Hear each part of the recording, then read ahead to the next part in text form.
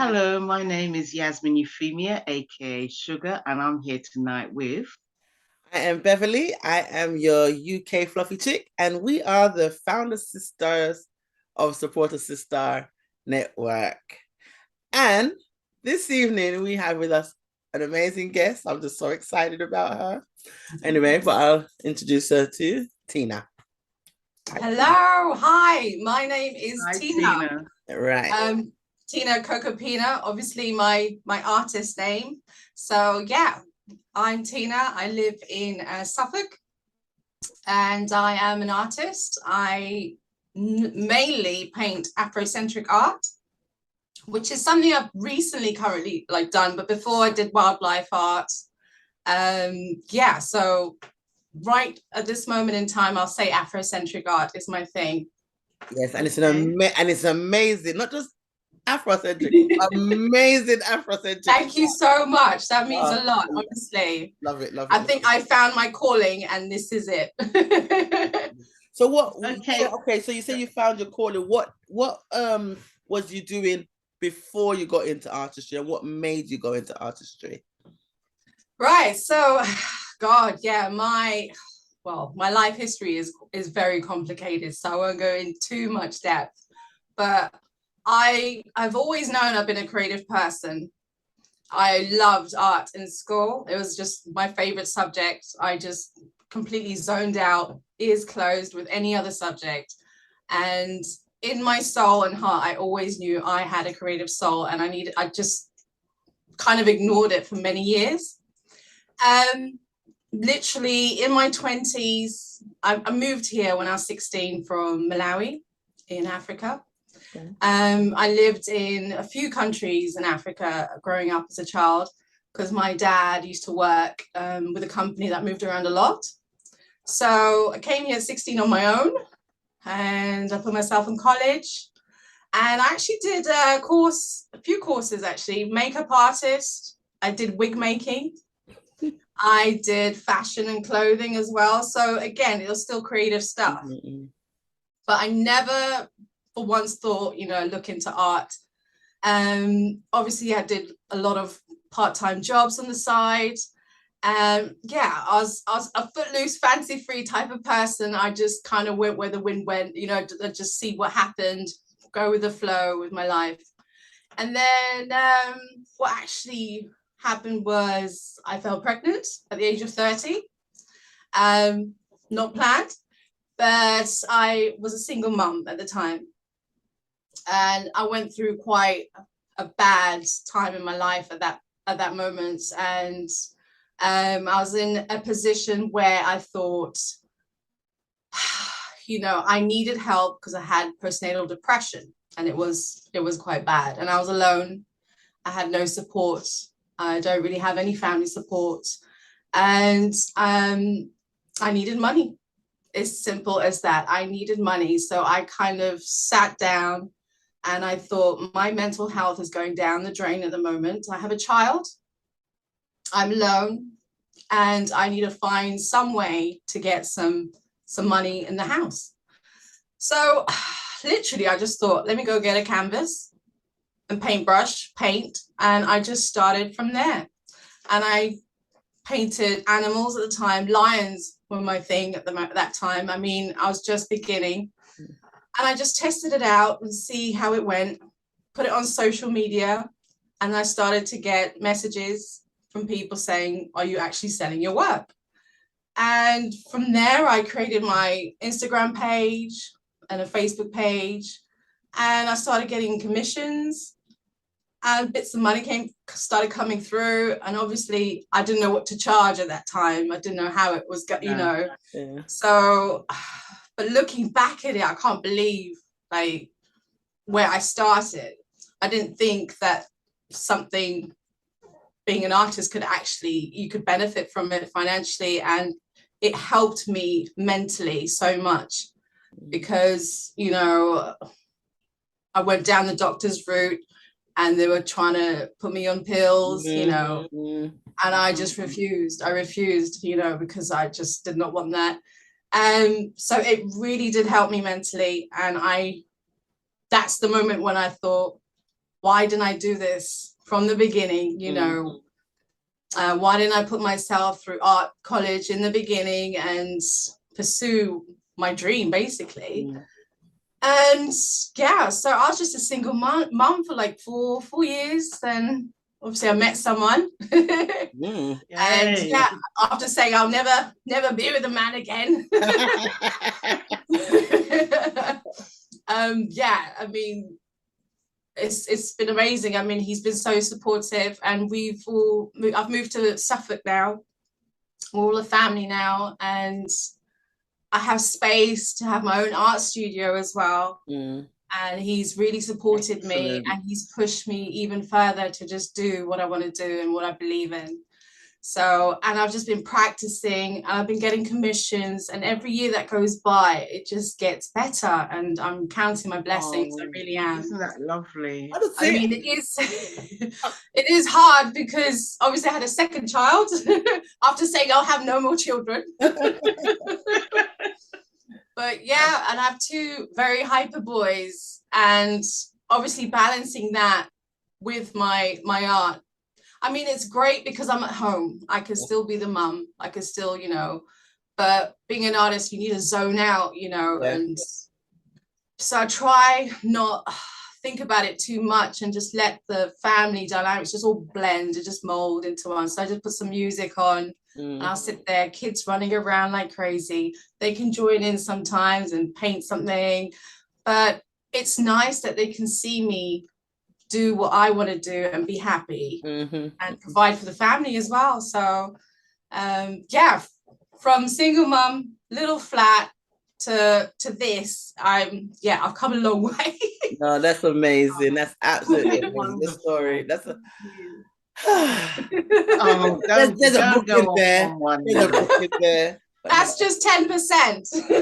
Oh, man.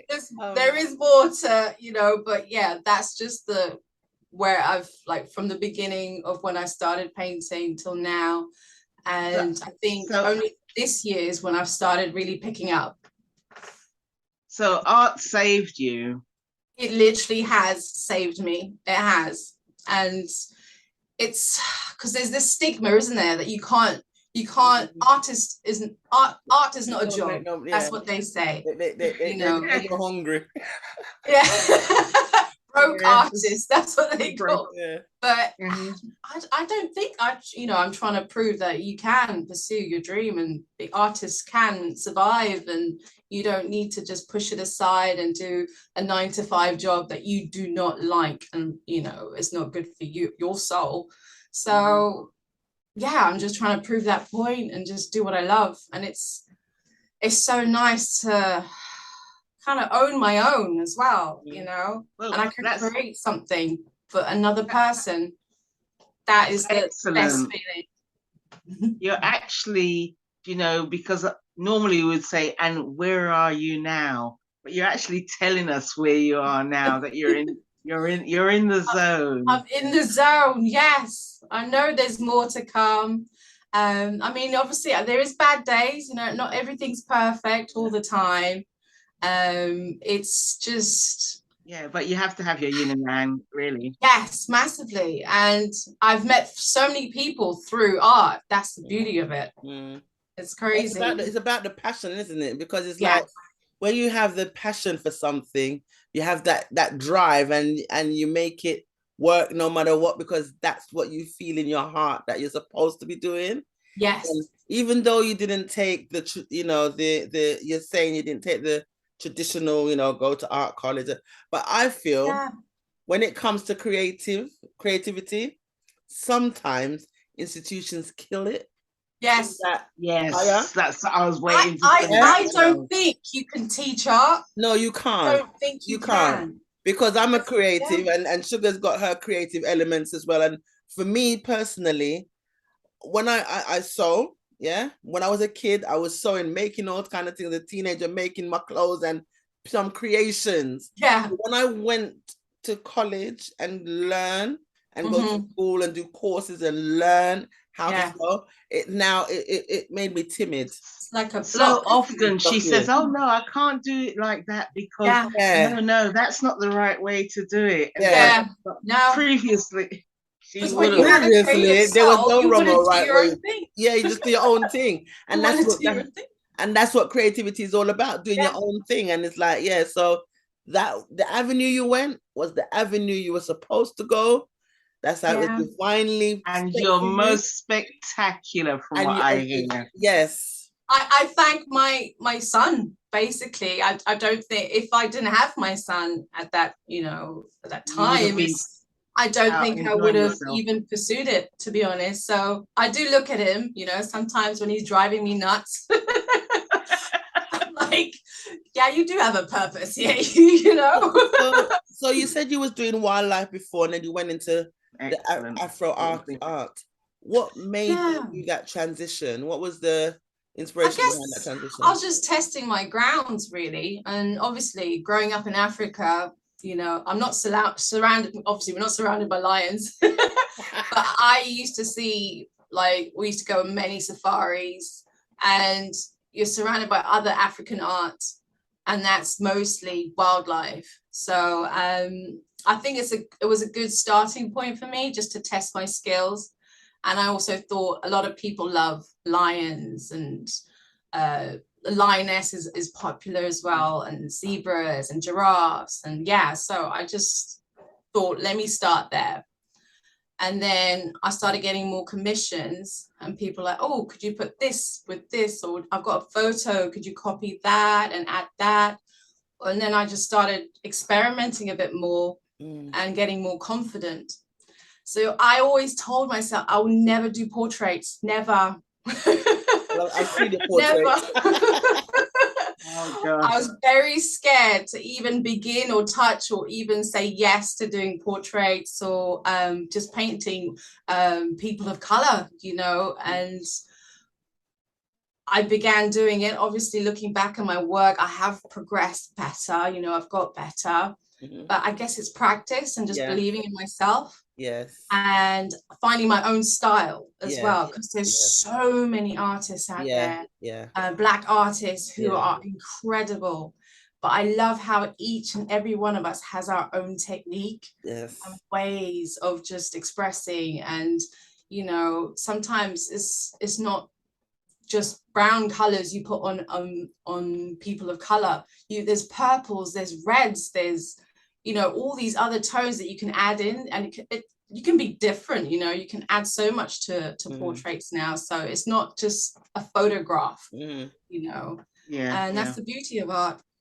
So do you find as an artist, this sounds a bit cliche, but you see things, your visual is totally different to the layman who doesn't paint visual? Yes. So like again, I go reference with this circle, like as someone who sews, when I see a garment, I see its construction. I don't see a coat. I see a color, I see buttons, I see seams. So like with art, do you see things like when you see a subject, a potential subject, do you see what, you have a whole different perspective on the visual of what? Yes. And I store it in my head. My head just goes, well, because I do get customers who ask me for a draft, like a sketch before a commission. And I know some artists do that, but I can't do that. I just have to get straight stuck into it. But I love, like you said, visually, like textures. I love textures. I love 3D art. I love adding elements to art. Like, let's say, like I just did a piece and I put like record players within a woman's afro. So I always try and step out the boundary and think, okay, what can I do that's different? And I can feel it in me when I get that little dance in me. I'm like, this is cool. Oh, wow. But the thing is, everyone sees art differently. Exactly. It's up to interpretation. Because one person be like, wow, this is my piece. Like if I'm in like selling my art, and another person be like, no, I like the other one. Do you know what I mean? So it's everyone sees art different. That's the beauty of it. you know. Okay, and on that note now, apart from displaying your stuff on social media, do you do shows and events and things? I've only just started recently doing it this year.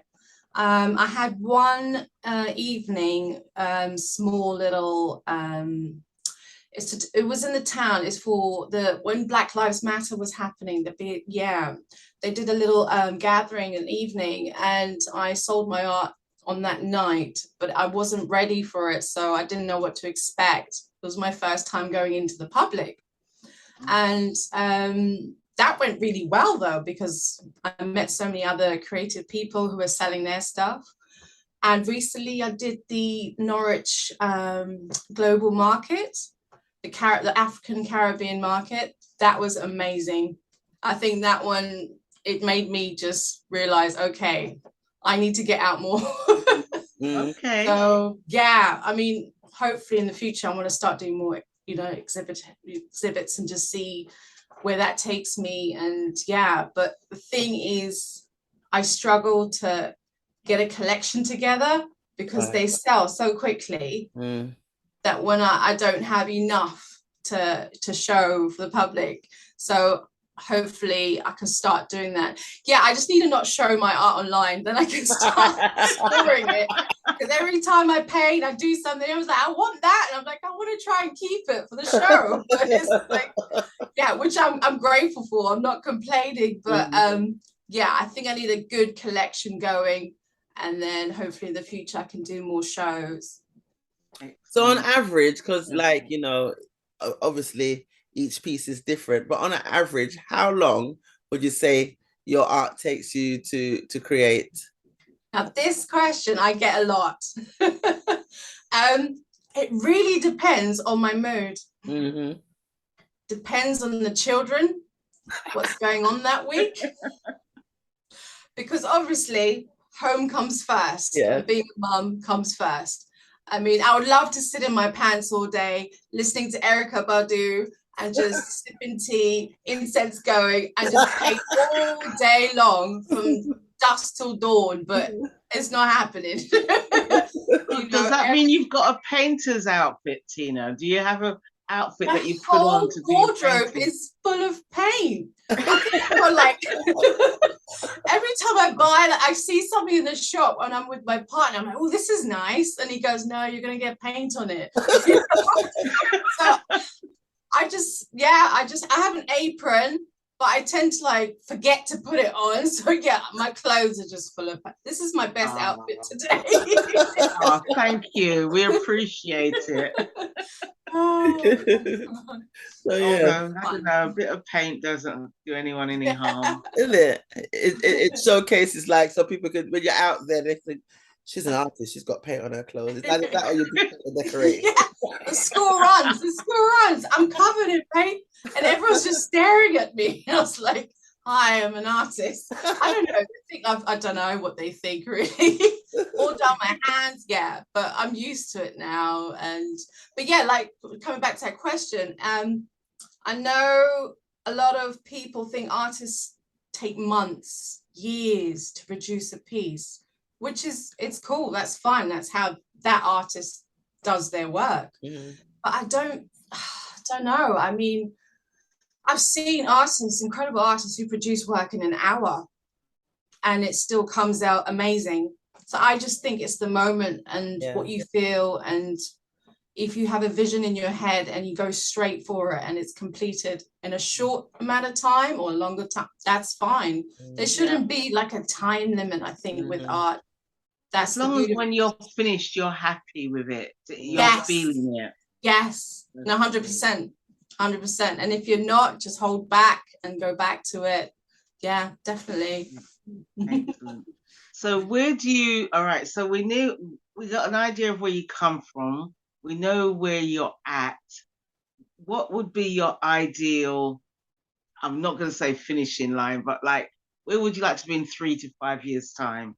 How long do you have? I have a plan in my head, honestly, and I hope, to God that it works out. I really do. we are actually planning to move to Norwich. So, and that's quite an artsy town, a city, sorry. Because we live in a very small town at the moment, so that would really benefit my art, to be honest. So yeah, I love food. I'm a big foodie. I have my own cooking page. Like, trust me, I love every cultural dish going around the world. I want to try it. And I used to be a singer back in the day. I used to be around a lot of musicians, working in studios, singing on stage. I used to busk in the London Underground with one of my my roommates. So yeah, I kind of want to just merge all that together. Oh wow. So I'm thinking cafe, restaurant, art, gallery, food. Oh, Yes. yeah. Okay. Food and live band music, just everyone coming together, just those three elements. And then it's very possible, isn't it? It's very possible. I mean, I know one without trying, which is it's not a jazz cafe, but it's like live music, gallery and food. Yes. So yeah, you're on the right path, girl. Yeah, that's hopefully, you know, get everyone nice and drunk and then they can buy the art. And fill up their bellies with food. Yeah. But you notice that they're all creative things. Yes. Yeah. Yes. So you're just all around creative. And it's all the three elements I love: music, food, and art. So if I could put that together, I'll die peacefully. Honestly. You visualize actually singing there yourself. Yeah. Oh, sorry, what did you say? That's where I see myself, really, and just like retiring maybe, and just keep painting, keep going. Hopefully, you know. What I was saying is, Tina, do you actually visualize seeing your singing in your place as well? You know. Yes, I would love to get back to that. That would be, I mean, a bit rusty now, but yeah, I'd love to see that part of me again, the old Tina. So already I'm visualizing the retired you sitting at the bar, maybe with your latest snack, and then going up and having a song, you know. No, but you know what came in my visual? You know what came in my visual? You're on stage, the blank canvas, singing and painting. Oh, I've never thought of that. Right. That just came up with my visual. Yes. And I didn't even have to have a shower for that one, sugar. Oh, don't start on the shower. I'm chewing on a chicken wing. In my visual, like, I just saw you on stage with a blank canvas singing and I like that. Painting. Yeah. I'm going to keep that idea. Thank you, Beverly. Thank you.